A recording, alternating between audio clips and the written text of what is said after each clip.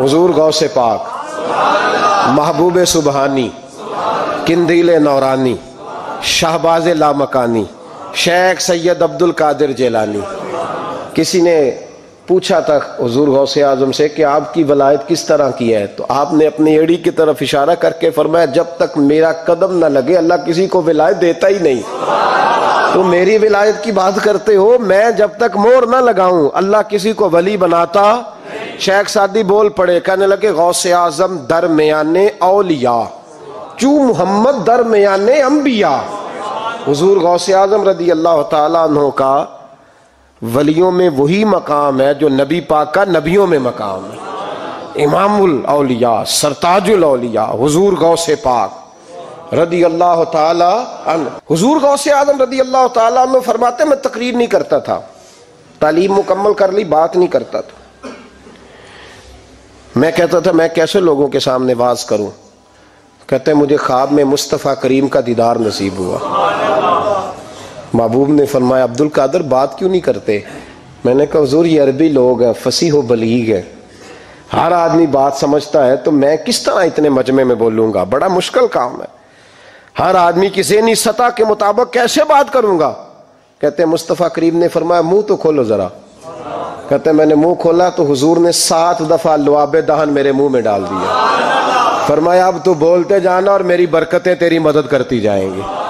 آپ فرماتے ہیں اگلی شام میں سویا تو مولا علی شیر خدا بھی آ گئے، تو فرمانے لگے عبد القادر منہ کھول نا بیٹا تو میرا بھی ہے۔ کہتے ہیں میں نے منہ کھولا تو حضرت علی نے 6 دفعہ لعاب دہن ڈالا۔ میں نے کہا حضور آپ نے 6 دفعہ ڈالا ہے، تو خواب میں حضرت علی فرماتے ہیں، کہتے ہیں بیٹے میں نبی پاک کے برابر تو نہیں نہ ہو سکتا، میں نبی پاک کے برابر، حضور نے 7 دفعہ ڈالا ہے تو 6 دفعہ اس لیے ڈالا ہے کہ میں حضور کے برابر۔ صحابہ تو خواب میں بھی آ کے کہتے ہیں ہم نبی کے برابر نہیں، تو کیسے نبی کے برابر بن گیا؟ وہ تو خواب میں بھی آ کے کہتے ہیں کہ ہم حضور کے برابر ہیں، تو زندگی میں دعوے کرتا پھرتا ہے۔ حضور غوث اعظم فرماتے ہیں بس پھر چھوٹی سی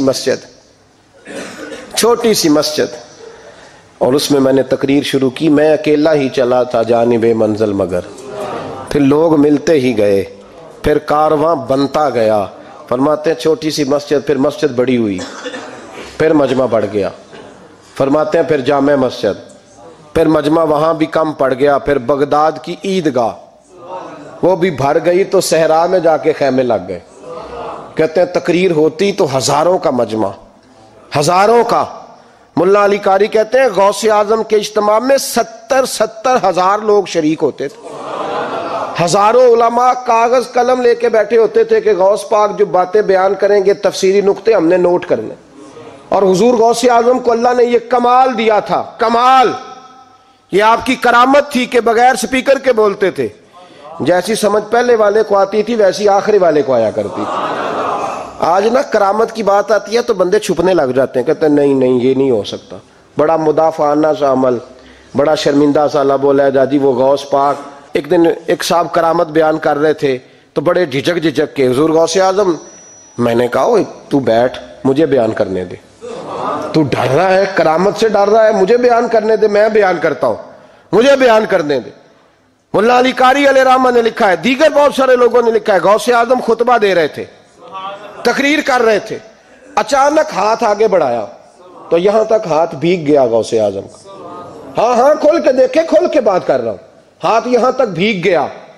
مرید کہتے ہیں ہم نے پوچھا حضور پانی بھی کوئی نہیں، ہاتھ بھیگ گیا۔ میں چپ کر کے سبق پڑھو، شاگردوں کو پڑھا رہے، چپ کر کے سبق پڑھو۔ تھوڑی دیر گزری، چند گھنٹے تو ایک قافلہ آ گیا، سارے لوگ پانی میں بھیگے ہوئے ہیں، حضور غوث اعظم کے سامنے کھڑے ہوئے، کہا حضور آپ نے بڑی کرم نوازی فرمائی، بڑی کرم نوازی۔ وہ شاگرد کہنے لگے ہوا کیا؟ تو وہ لوگ کہنے لگے کشتی میں بیٹھے تھے تو کشتی ڈوبنے لگی، ہم نے کہا یا شیخ عبد القادر جیلانی، خدا کے فضل سے ہم پر ہے سایہ غوث اعظم کا، ہمیں دونوں جہاں میں ہے سہارا غوث اعظم کا۔ کہتے ہیں حضور غوث اعظم نے وہاں بیٹھے ہاتھ لگایا اور ڈوبتی کشتی کو باہر نکال لیا، اور ڈرنے لگے، کہنے لگے جناب یہ کرامت لوگ نہیں مانیں گے۔ تو میں کہا جنہیں نہیں مننا نہ مننے۔ ایک عیسائی مسلمان دونوں جھگڑا کر رہے ہیں، غوث اعظم گزر رہے ہیں، جھگڑا ہو رہا ہے۔ عیسائی مسلمان سے کہتا ہے ہمارے نبی عیسیٰ علیہ السلام نے مردے زندہ کیے، تمہارے نبی نے بھی کو کیا تو بتاؤ۔ مسلمان پڑھا ہوا نہیں تھا، حالانکہ نبی پاک نے بڑے مردے زندہ کیے، پڑھا نہیں تھا، بتا نہ سکا۔ غوث اعظم کے کان میں آواز گئی تو جا کے سائی کا بازو پکڑ کے جھنجھوڑا، فرمانے لگے کیا کہا تم نے؟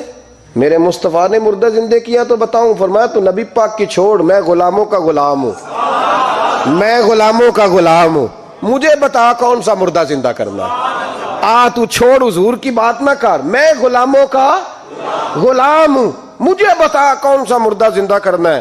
پرانی قبر پہ لے گیا، کہنے لگا جی اگر نہ ہوا تو؟ غوث اعظم فرمانے لگے جو تو کہے گا وہ میں کروں گا۔ تو کہنے لگے اگر ہو گیا تو؟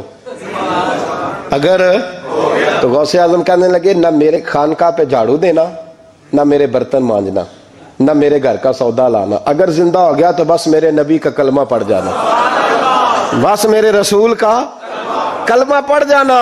اللہ اکبر۔ اس نے جو سب سے پرانی قبر تھی نا، وہ کہتا ہے یہ ہمارے دادا نے بھی نہیں دیکھا تھا بندہ کون ہے۔ اس قبر پہ کھڑا ہو کہنے لگا اس کو زندہ کریں۔ تو غوث اعظم رضی اللہ تعالیٰ عنہ قبر کے سرانے کھڑے ہوئے تو دعا کرنے لگے، کہنے لگے مولا اپنے لیے نہیں، تیرے رسول کے لیے۔ پھر فرمایا قم باذن اللہ، اٹھ اللہ کے حکم کے ساتھ۔ ایک عورت کلمہ پڑھتی ہوئی کھڑی ہو گئی، کھڑی ہو گئی، اور کھڑی ہو کے اس نے پہلا جملہ کہا تو کمال کر دی، کہنے لگی میرے نصیب دیکھو، میں بنی اسرائیل کی تھی، عبد القادر تیرے صدقے جاؤں، تو نے مجھے کھڑا کیا ہے تو اللہ نے مجھے مصطفیٰ کا کلمہ پڑھنے کی توفیق دے دی، تیرے قربان جاؤں عبد القادر، تیری کیا بات ہے۔ اب وہ بندہ دوڑ دوڑ کے غوث اعظم کے قدموں میں آیا، فرمانے لگے نا کلمہ میرے مصطفیٰ کا پڑھنا ہے، حضور کا غلام بننا ہے۔ او بھائیو، حضرت شیخ عبد القادر جیلانی، حضور غوث اعظم رضی اللہ تعالیٰ عنہ، معمولی بات نہ سمجھنا، حضور غوث اعظم رضی اللہ تعالیٰ عنہ فرماتے ہیں میں قدم نہ لگاؤں تو اللہ ولایت ہی نہ دے، میں قدم نہ لگاؤں تو اللہ ولایت نہ دے۔ ایک آدمی سے حضور غوث پاک ناراض ہو گئے، ایک شخص سے نکل جا میرے آستانے سے، دعا منگیا کرو سنگیو، کتے مرشد نہ رس جاوے، جنہ دے پیر رس جاندے، وہ جیوندے بھی وہ مرے ہی رہن، چل دوڑ جا نکل جا۔ وہ کہتا ہے میں 300 ولی کے پاس گیا ہوں، 300، ہر ایک سے کہا میرے لیے دعا کرو، تو وہ کہنے لگا جسے عبد القادر دھتکار دے اس کو کوئی سینے سے لگا سکتا، چل واپس چلا جا۔ آ کے قدموں میں بیٹھ گیا، کہنے لگا سونے معاف کر دے۔ فرمانے لگے تو نے دیر کر دیا، میں تو کب سے معاف کیے بیٹھا ہوں، تو نے دیر کی آنے میں تو رسول اللہ کا غلام ہوں، اور حضور نے معاف کرنا سکھایا ہے۔ حضور غوث پاک واز کرتے، نصیحت کرتے، اور چونکہ نہ شہرت کے لیے، نہ مال کے لیے، نہ نوٹوں کے لیے، اس لیے غوث اعظم جب تقریر کرتے نا، ایک دن بغداد میں بارش شروع ہو گئی، خطاب ہو رہا تھا، لوگ بکھرنے لگے، تو 2 جملے غوث پاک کے، کہنے لگے یا اللہ تو دلوں کے بھید جانتا ہے، اگر بندے میں نے اپنی ذات کے لیے اکٹھے کیے ہیں تو تیز بارش برسا، دوڑا دے سارے، اور اگر تیرے لیے اکٹھے کیے ہیں تو پھر بھی تیری مرضی، رکھنے ہیں تو رکھ، بھیجنے ہیں تو۔ حضرت یحییٰ کہتے ہیں سارے بغداد میں بارش ہوتی تھی، پر جہاں غوث اعظم کی محفل ہوتی تھی وہاں کوئی نہیں ہوتی تھی، وہاں کوئی نہیں ہوتی تھی۔ غوث اعظم تقریر کرتے کبھی کبھی وجد آتا تھا۔ وجد کس کو کہتے ہیں؟ وجد کبھی کبھی آپ کہتے نہیں کہ میرے رونگٹے کھڑے ہو گئے، لوں کنڈے کھڑے ہو گئے، پھر کبھی کبھی کہتے ہو یار پتہ نہیں کیا ہوا آج تو آنسو رکتے نہیں تھے، اسی کو وجد کہتے ہیں، اسی کو، یہ ایک کیف ہے، ایک مستی ہے جو چڑھ جاتی ہے، ہر جگہ چڑھتی کہیں کہیں چڑھ جاتی ہے، اور کمال ہو جاتا ہے جب چڑھ جائے، پھر مزہ آ جاتا ہے۔ نہ انکار کریں اج میراں، اج موسم بڑا سہانا، مستی دا اج می برسا دے، نہیں پیاس دا کوئی ٹھکانا، تیرے کول عطر پرانا تے ساڈا درد بھی بڑا پرانا، تے میرا ہس ہس ٹال نہ سانو اسی پیتیوں باج نہیں جانا۔ کبھی کبھی ایک ماحول ہوتا ہے نا، کبھی کبھی حضور غوث اعظم وجد میں آتے تھے، کبھی کبھی اللہ کی دریائے رحمت کو بھی کبھی کبھی جوش آتا ہے، اور میرے حبیب فرماتے ہیں وہ پہلے آسمان پر نزول جلال کرتا ہے جو اس کی شان کے لائق، اور فرماتا ہے بندوں مانگ لو جو مانگو گے میں دے دوں گا۔ میرے محبوب کے دریائے رحمت کو بھی جوش آتا تھا، حضور فرماتے تھے آج پوچھو جس نے جو پوچھنا ہے پوچھو، حضور فرمایا کرتے تھے۔ ایک دن حضرت ربیہ بن کعب سامنے کھڑے ہیں تو میں سال یا ربیہ، ربیہ جو دل کرتا ہے مانگ لے تیرا نبی تجھے دے دے گا۔ کبھی کبھی دریائے کرم جوش میں، تو غوث اعظم کو کبھی کبھی جوش آتا تھا، ایک دن تقریر کرتے کرتے کرتے کرتے جذبات میں آ گئے، جوش میں، یوں نظر اٹھائی تو حضرت خضر گزر رہے تھے اوپر سے، اور جوش جذبات میں فرمانے لگے، او بنی اسرائیل کے ولی ذرا نیچے تو اتر، ذرا محمد عربی کے غلام کی بھی چند باتیں سن کے جا، آج تجھے سناؤں رسول اللہ کے غلام کس طرح کے ہوتے ہیں۔ حال میں وجد میں، کیف میں، تھوڑی دیر گزری تو تڑپنے لگے، مجمع پہ سکوت طاری، لوگ سمجھ نہیں رہے ہو کیا رہا۔ ایک آپ کے خلیفہ تھے حضرت علی بن ہیتی، وہ دیوار کے ساتھ ٹیک لگا کے سو رہے تھے، سارا مجمع دم بخود ہے، یہ کیا ہونے لگا؟ غوث پاک اٹھے، تقریر وہیں رہ گئی، علی بن ہیتی کے پاس جا کے یوں ہاتھ باندھ کے کھڑے ہو گئے اور دیر تک نبی پاک پہ درود پڑھتے رہے۔ ان کی آنکھ کھلی تو وہ بھی روئے، غوث اعظم بھی روئے، دعا ہو گئی، جلسہ ختم۔ غوث پاک سے تو پوچھنے کی طاقت ہی نہیں تھی نا کسی کی، ان سے کون پوچھے؟ لوگ حضرت علی کے پاس، حضرت علی بھی نہیں تھی رحمت اللہ علیہ، حضور یہ کیا ہوا؟ ہمیں سمجھ نہیں آئی۔ آپ فرمانے لگے، تمہیں کیا بتاؤں، تم کسی معمولی پیر کے ماننے والے نہیں ہو، میں آج غوث اعظم کی محفل میں بیٹھے بیٹھے ہی مدینے پہنچ گیا ہوں اور مجھے رسول اللہ کے جلوے نظر آنے لگے ہیں، پر میرے شیخ کا کمال دیکھو، جو میں خواب میں دیکھ رہا تھا عبد القادر ظاہری آنکھوں سے نظر فرما رہے ہیں، ظاہری آنکھوں سے، عالم وجد میں، کیف میں، سرور میں۔ اور جب غوث اعظم تقریر کرتے تھے نا تو 50 آدمی اس کونے سے کھڑے ہوتے تھے، کہتے تھے حضور ساری زندگی گناہ کیے ہیں، اب توبہ کرتے ہیں، اب دوبارہ گناہ نہیں کریں گے۔ اس کونے سے 15 کھڑے ہوتے تھے، حضور ڈاکے ڈالے ہیں ساری عمر، اب توبہ، آپ کی بات نے دل بدل دیا ہے، اللہ نے توفیق ہدایت دے دی۔ ادھر سے 10 کھڑے ہوتے، حضور سود کا دھندا، چوری کا دھندا، آج کے بعد توبہ۔ ایک بزرگ تھے حضرت یحییٰ بن نجا ان کا نام تھا، وہ کہتے ہیں میں نے سوچا روز بندے توبہ کرتے ہیں، آج میں گنوں نہ کہ ایک محفل میں کتنے کرتے ہیں، آج گنوں نہ۔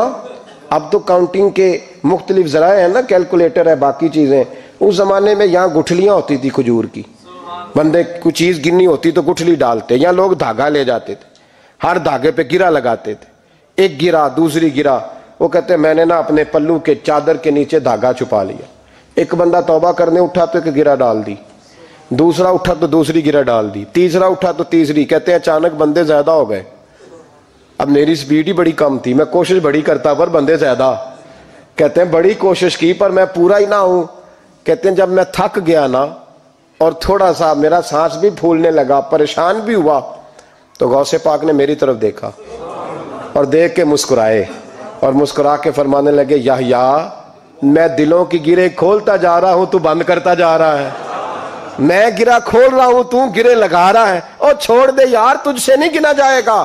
یہ عبد القادر کی وجہ سے توبہ نہیں کر رہے، خدا کے فضل کی وجہ سے کر رہے، اور اللہ کا فضل گنا جا سکتا نہیں، شمار کیا جا سکتا۔ فرمایا نہ کر۔ آپ نے 40 سال لوگوں کو تبلیغ فرمائی، ہزاروں یہودیوں نے کلمہ پڑھا، لاکھوں نے، عیسائیوں کا بڑا عالم تھا، وہ کہتا ہے میں پوری انجیل پڑھتا تھا، جتنے نسخے تھے سب مجھے یاد تھے، لیکن میں متاثر ہو گیا اسلام سے، یمن کا رہنے والا تھا، میں نے ایک ٹھان لی اس کے ہاتھ پہ کلمہ پڑھنا ہے جو اس وقت نبی پاک کی امت میں سب سے زیادہ شان والا ہو۔ کہتے ہیں میں سویا تو خواب میں جناب عیسیٰ کا دیدار ہوا، اور مجھے کہنے لگے تلاش کرنے کی ضرورت ہی کوئی نہیں، بغداد چلا جا، بغداد حضور غوث پاک کی بارگاہ میں، فرمانے لگے اس وقت نبی پاک کی امت میں سب سے زیادہ شان اللہ نے حضور غوث اعظم کو عطا فرمائی، شیخ عبد القادر جیلانی رضی اللہ تعالیٰ، غوث پاک۔ ہم کوئی دیوانے لوگ نہیں، یا ہمیں شعور نہیں، یا ہمیں عقل نہیں، ساری زندگی کھل کے جس چیز کا زیادہ تعارف کرایا وہ غوث اعظم کی نسبت ہے۔ اب تو ہمارے ہاں پیری مریدی کا رواج ہی نہیں نا، حضرت باعزیز بستامی فرماتے تھے میں اس مولوی کے پیچھے نماز نہیں پڑھتا جو کسی کا مرید نہ ہو، جس کا اپنا پیشوا کوئی نہیں وہ میری پیشوائی کیسے کرے گا۔ حضرت مخدوم اشرف جہانگیر سمنانی فرمایا کرتے تھے میں تو اس دکاندار سے سودا نہیں لیتا جو کسی کا مرید نہ ہو، اس لیے کہ جس نے تربیت ہی نہیں لی، جس کے اندر درد ہی نہیں، روحانیت ہی نہیں، جس کا پیشوا ہی کوئی نہیں، کس طرح اب تو ماحول نہیں نہ رہا۔ لیکن یاد رکھو یہ نسبت اتنی تگڑی ہے، اتنی تگڑی کہ ہمارے صوفیاء نے ساری زندگی غوث اعظم کا غلام کہلانے میں فخر محسوس کیا ہے۔